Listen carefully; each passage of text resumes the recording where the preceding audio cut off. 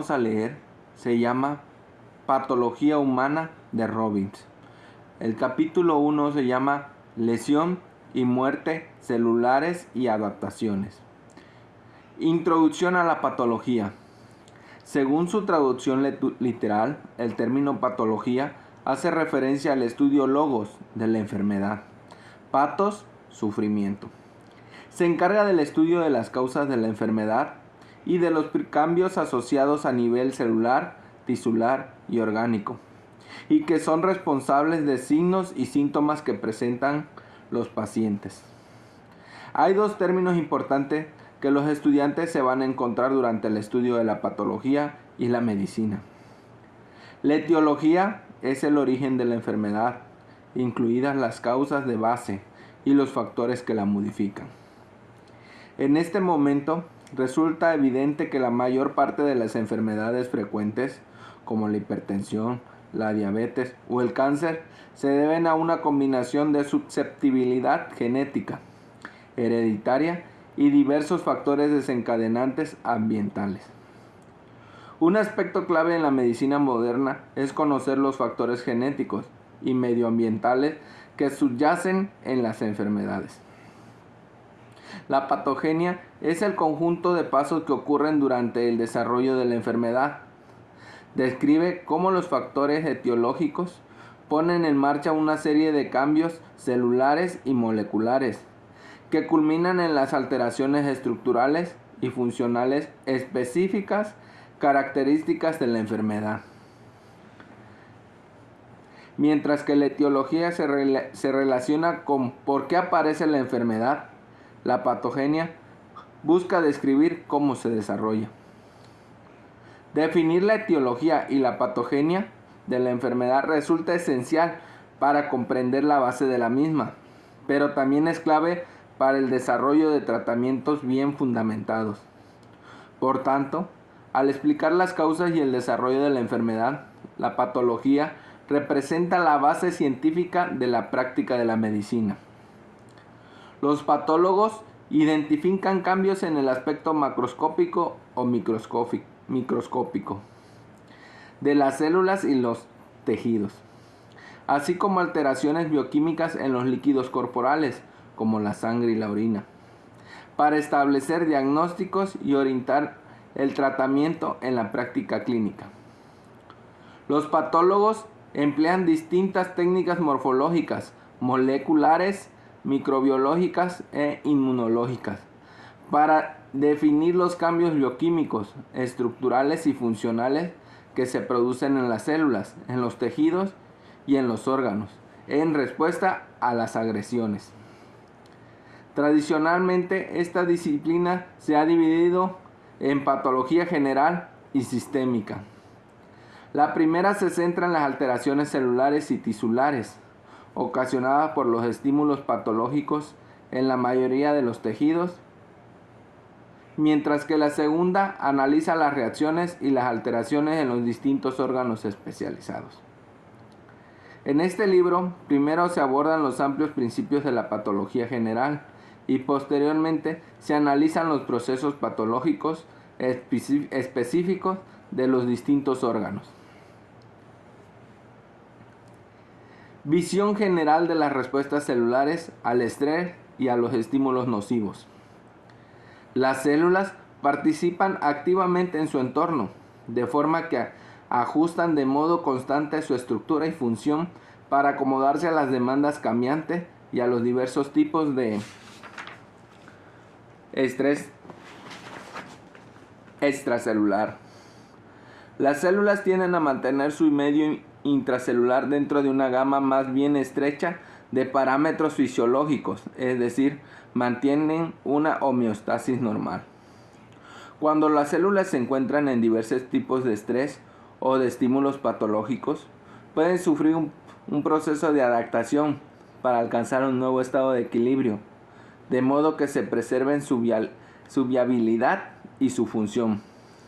Las principales respuestas adaptativas son hipertrofia, hiperplasia, atrofia y metaplasia. Si se supera la capacidad de adaptación o si el estrés externo es inherentemente nocivo, se produce una lesión celular. Dentro de ciertos límites, la lesión es reversible y las células vuelven a su estado basal estable. Sin embargo, un estrés intenso o persistente da lugar a una lesión irreversible y a la muerte de células afectadas. La muerte celular es uno de los acontecimientos más cruciales en la evolución de la enfermedad en cualquier tejido u órgano. Se produce como consecuencia de diversas causas, como son la isquemia, que es ausencia de flujo de sangre, infecciones, toxinas y reacciones inmunitarias. La muerte celular es también un proceso normal y esencial en la embriogenia, en el desarrollo de los órganos y en el mantenimiento de la homeostasis. Las relaciones entre las células normales, adaptadas y lesionadas de modo reversible e irreversible están bien ilustradas por las respuestas del corazón a los diferentes tipos de estrés.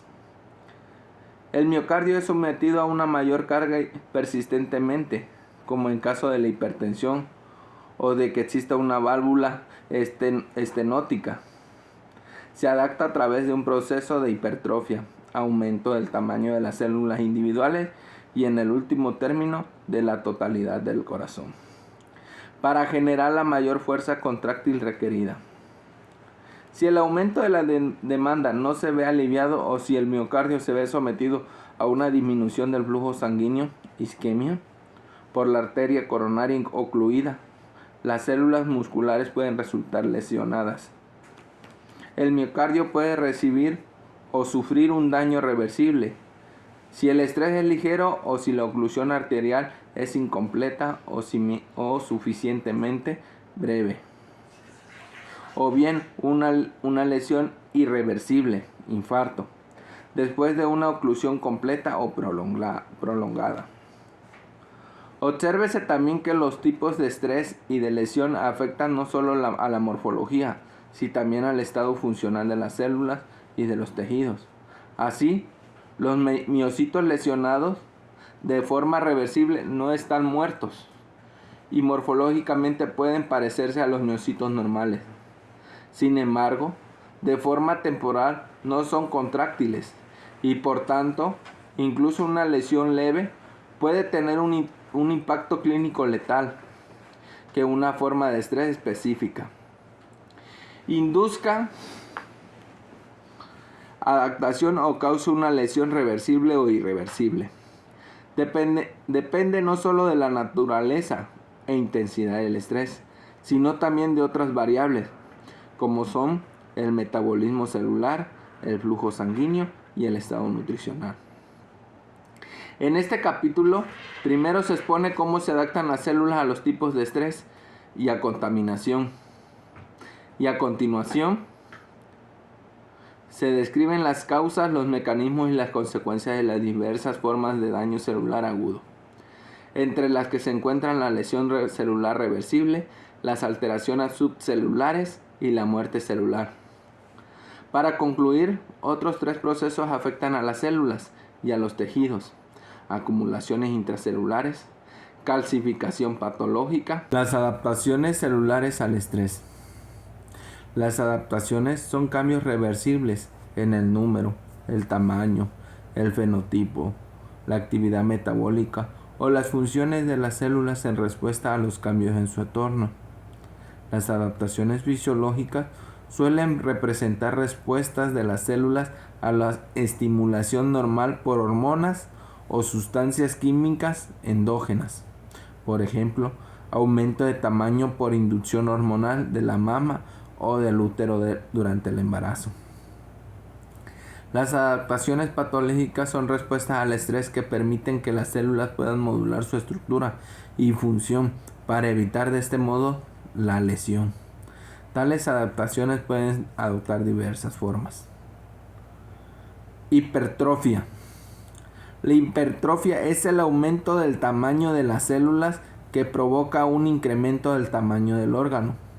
En este concepto contrasta con la hiperplasia, descrita más adelante, en la que se produce un aumento del número de células por proliferación de las células diferenciadas y sustitución por las células madres del tejido.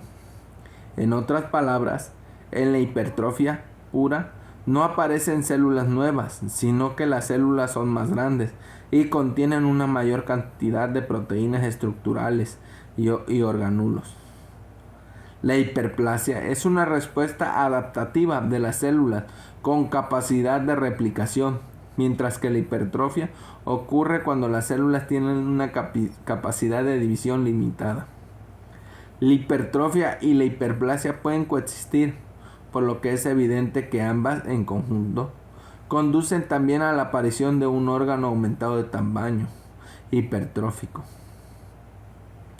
La hipertrofia puede ser fisiológica o patológica y se debe a un aumento de las exigencias funcionales o a la estimulación por factores de crecimiento u hormonas. El aumento de tamaño masivo fisiológico que experimenta el útero durante la gestación es consecuencia de la hiperplasia y hipertrofia del músculo liso, que son estimuladas por los estrógenos. Por el contrario, cuando las células musculares estriadas del músculo esquelético o el corazón se ven sometidas a un aumento de la demanda, suelen experimentar hipertrofia, porque las células musculares adultas tienen una capacidad de dividirse limitada. Por tanto, el trabajo físico de un culturista entregado se debe exclusivamente a la hipertrofia de los músculos esqueléticos. Un ejemplo de hipertrofia celular patológica sería el aumento de tamaño del corazón asociado a la hipertensión o a una valvulopatía aórtica. Los mecanismos responsables de la hipertrofia cardíaca implican al menos dos tipos de señales: estímulos mecánicos, como el estiramiento, y estímulos tróficos, que típicamente se corresponden con mediadores solubles que estimulan el crecimiento celular, como los factores de crecimiento y las hormonas adrenérgicas. Estos estímulos ponen en marcha una serie de vías de transducción de señales que culminan en la inducción de una serie de genes, que a su vez son responsables de estimular la síntesis de muchas proteínas celulares, como los factores de crecimiento y las proteínas estructurales. Así se consigue que en cada célula se sinteticen más proteínas y miofilamentos, lo que aumenta la fuerza generada en cada contracción y permite a la célula satisfacer las exigencias de esfuerzo aumentadas. Asimismo, es posible observar un cambio de las proteínas contráctiles, que pasan de las formas adultas a las fetales o neonatales.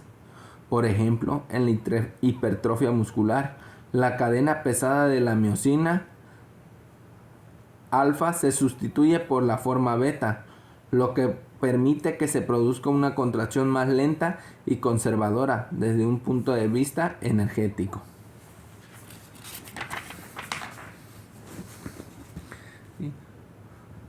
Cualesquiera que sean los mecanismos exactos de hipertrofia, se alcanza un límite, y una vez sobrepasado el mismo, el agrandamiento de la masa muscular ya no puede compensar la mayor carga.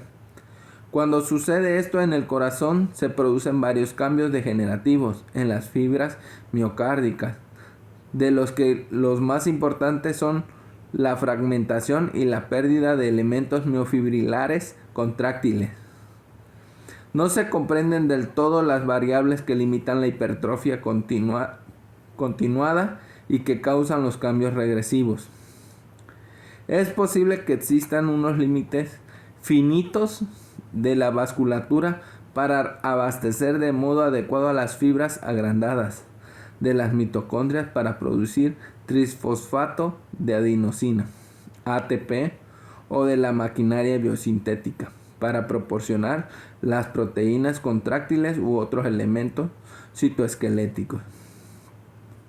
El resultado neto de estos cambios es la dilatación ventricular y, en el último término, insuficiencia cardíaca, Una secuencia de acontecimientos que ilustra cómo una adaptación de estrés puede progresar a una lesión celular funcionalmente significativa si no se alivia el estrés. Hiperplasia. Tal como se ha descrito antes, la hiperplasia tiene lugar si la población celular es capaz de replicación. Puede producirse con hipertrofia y con frecuencia en respuesta a los mismos estímulos. La hiperplasia puede ser patológica o fisiológica. En ambos casos, la proliferación celular se estimula mediante factores de crecimiento sintetizados de diferentes tipos celulares. Los dos tipos de hiperplasia fisiológica son hiperplasia hormonal, ejemplificada por la proliferación del epitelio glandular de la mama femenina en la pubertad y durante el embarazo. La hiperplasia compensadora, es decir, la que se produce cuando una porción de tejido es eliminada o está enferma. Por ejemplo, cuando se realiza una resección parcial del hígado, la actividad mitótica en las células restantes comienza ya a las 12 horas, restableciendo a la carga el peso normal del hígado. En este contexto, los estímulos de la hiperplasia son factores de crecimiento polipeptídicos producidos por los hepatocitos remanentes, así como por células no parenquimatosas del hígado. Después de la restauración de la masa hepática, varios inhibidores del crecimiento desconectan la proliferación celular. La mayoría de las formas de hiperplasia patológica están causadas por una estimulación excesiva de tipo hormonal o factores de crecimiento. Por ejemplo, después de un periodo menstrual normal hay un brote de proliferación epitelial uterina que habitualmente se halla regulada de modo muy ajustado, estimulada por hormonas hipofisarias y estrógenos ováricos, e inhibida por la progesterona. Sin embargo, si se altera el equilibrio entre el estrógeno y la progesterona, se produce una hiperplasia endometrial, causa común de un sangrado menstrual anómalo.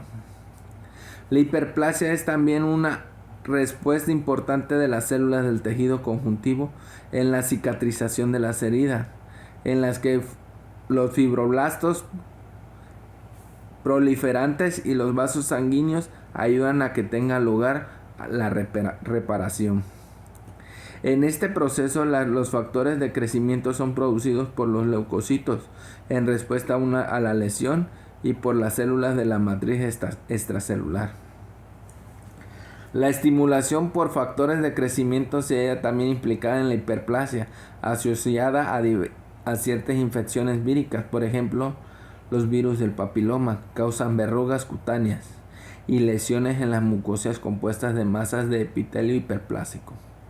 En este caso, los factores de crecimiento pueden ser codificados por los genes víricos o por las células del huésped infectada. Es importante que en todas las situaciones el proceso hiperplásico permanente controlado, si cede la estimulación hormonal o de los factores de crecimiento, desaparece la hiperplasia. Es esta sensibilidad a los mecanismos reguladores normales lo que distingue las hiperplasias patológicas benignas del cáncer, en lo que los mecanismos del control del crecimiento se vuelven desregulados o inefectivos.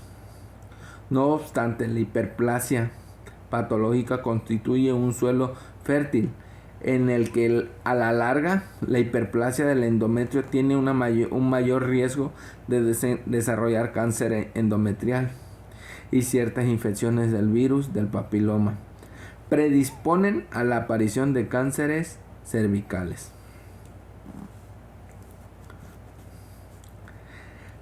Atrofia.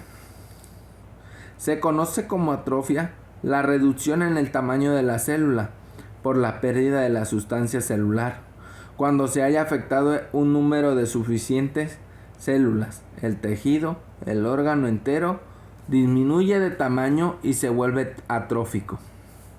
Aunque las células atróficas pueden tener una función disminuida, no están muertas. Entre las causas de atrofia están la disminución de la carga de trabajo, por ejemplo, inmovilización de un miembro para permitir la curación de una fractura, la pérdida de inervación, una disminución de la irrigación, una nutrición inadecuada, la pérdida de la estimulación endocrina y el envejecimiento, atrofia senil. Aunque algunos de estos estímulos son fisiológicos, por ejemplo, pérdida de la estimulación hormonal en la menopausia, y otros patológicos, desnervación, los cambios celulares fundamentalmente son idénticos. Representan una retirada de la célula a un menor tamaño en la que la supervivencia aún es posible. Se logra un nuevo equilibrio entre el tamaño celular y la disminución de la irrigación, la nutrición o la estimulación trófica.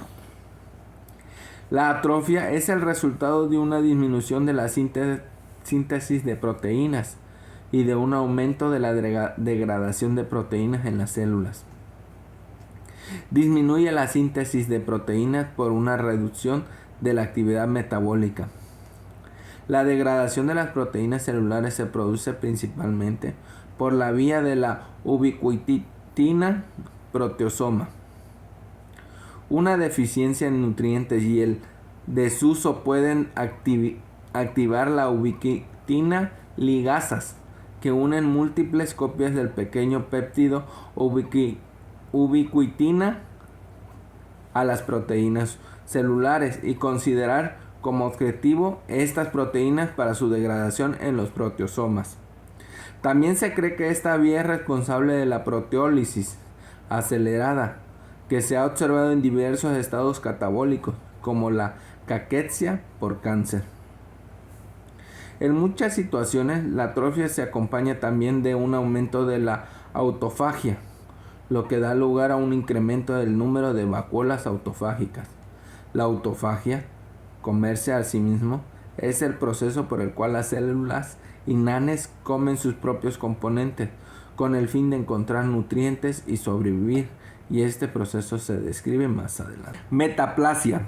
Metaplasia es un cambio reversible en el que un tipo de célula adulta, epitelial o mesenquimatosa, es sustituido por otro tipo de célula adulta.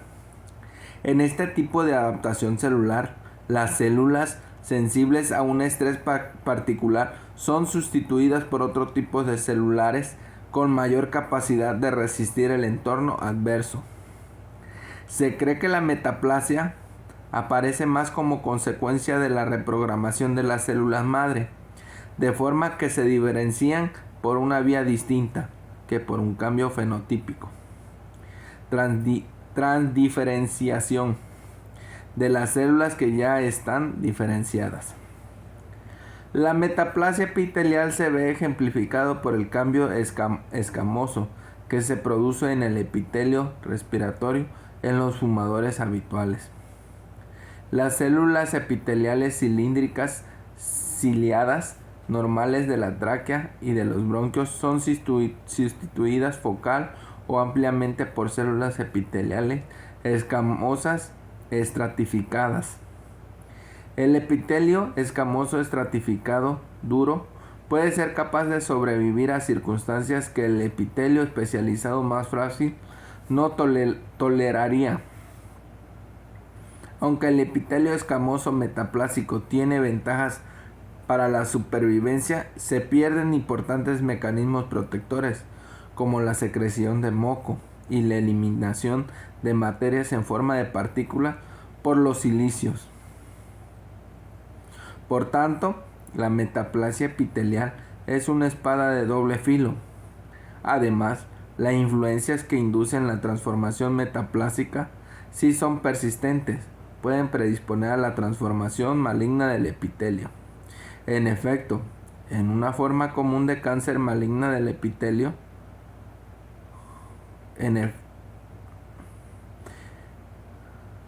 En efecto, en una forma común de cáncer del pulmón, la metaplasia escamosa del epitelio respiratorio coexiste con frecuencia con cánceres compuestos de células escamosas malignas. Se cree que el tabaquismo inicialmente causa una metaplasia escamosa y posteriormente los cánceres surgen en algunos de estos focos alterados.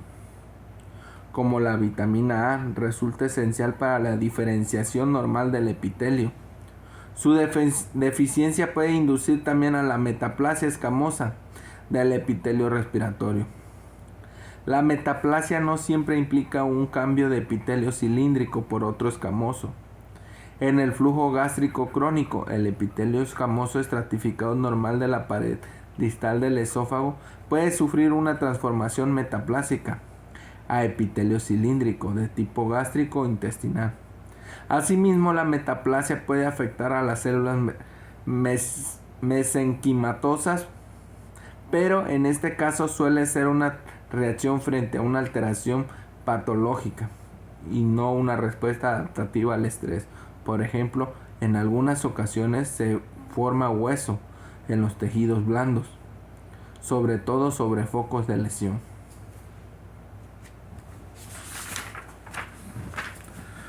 ¿Sí? Visión general de la lesión y la muerte celulares.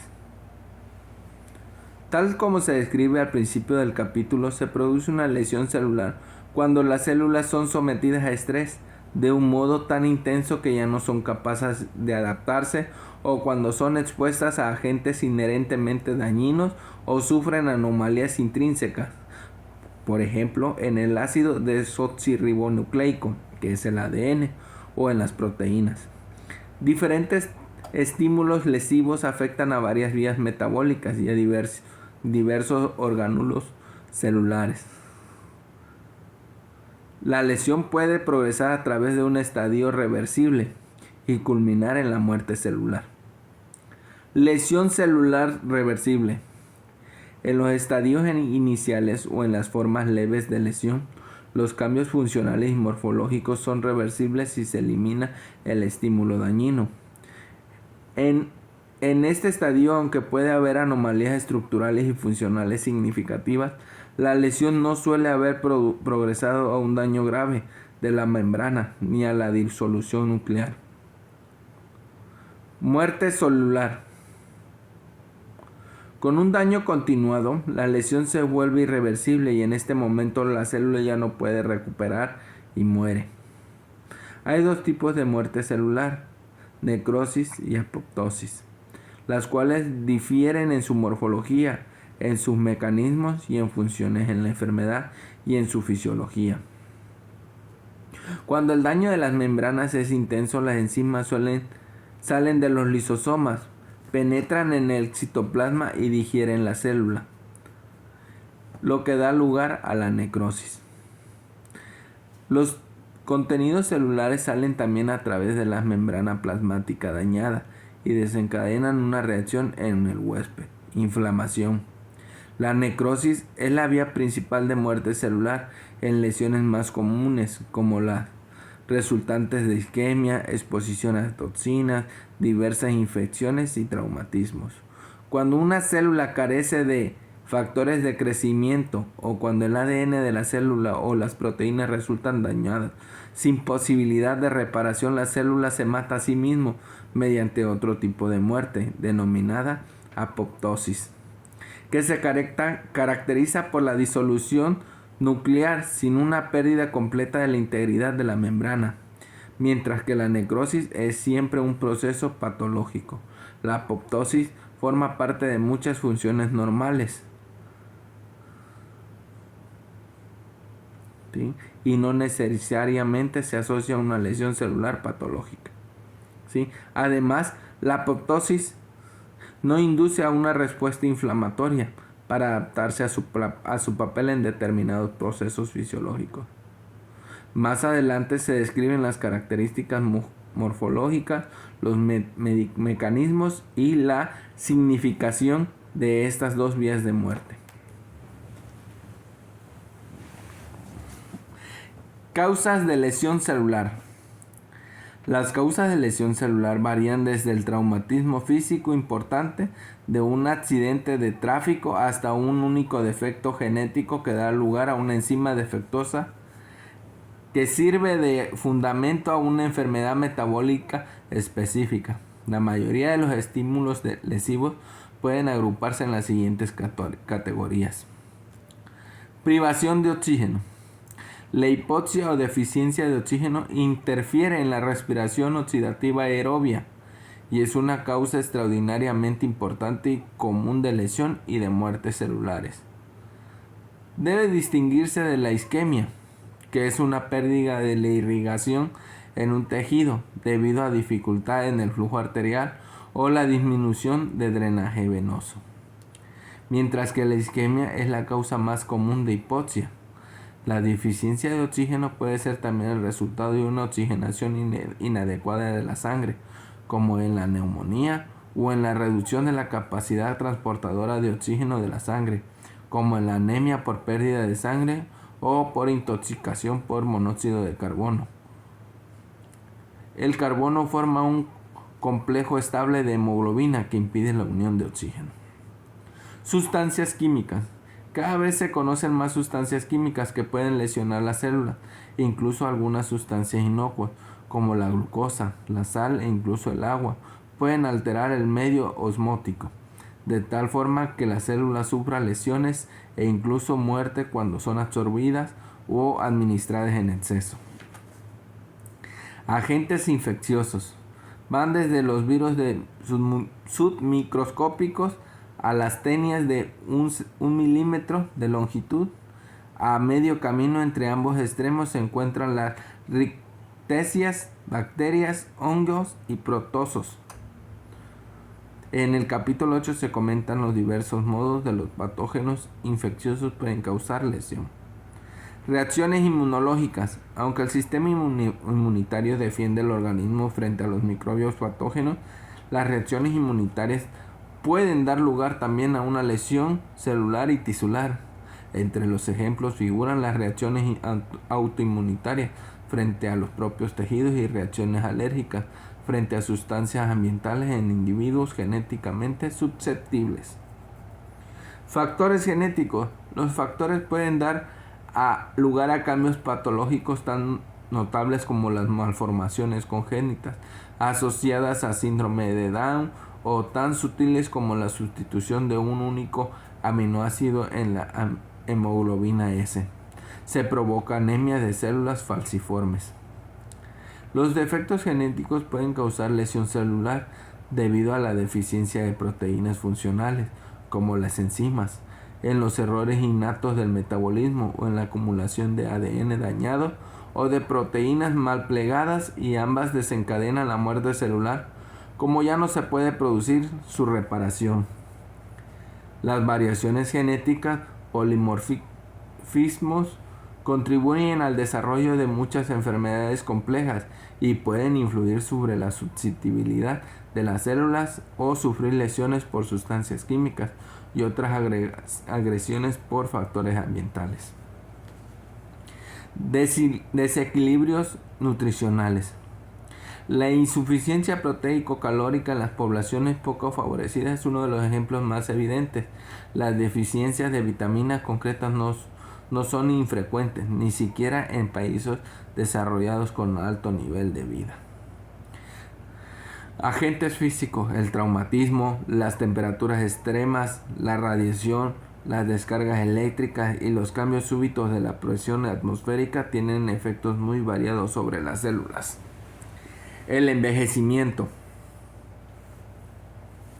La senescencia celular produce alteraciones en las capacidades de replicación y reparación de las células individuales y de los tejidos. Todos estos cambios dan lugar a una menor capacidad para responder al daño y, en el último término, a la muerte de las células y de los organismos. ¿Sí? Y con esto terminamos lo que es el capítulo 1. El motivo por el cual decidí grabar el video acerca de el libro de Patología Humana de Robbins es debido a que es una parte esencial e importante, metódica y científica dentro del estudio de la medicina, ¿sí? Además de que me va a orientar a lo que es a los términos, al léxico que se utiliza dentro de la carrera afín a que estoy estudiando.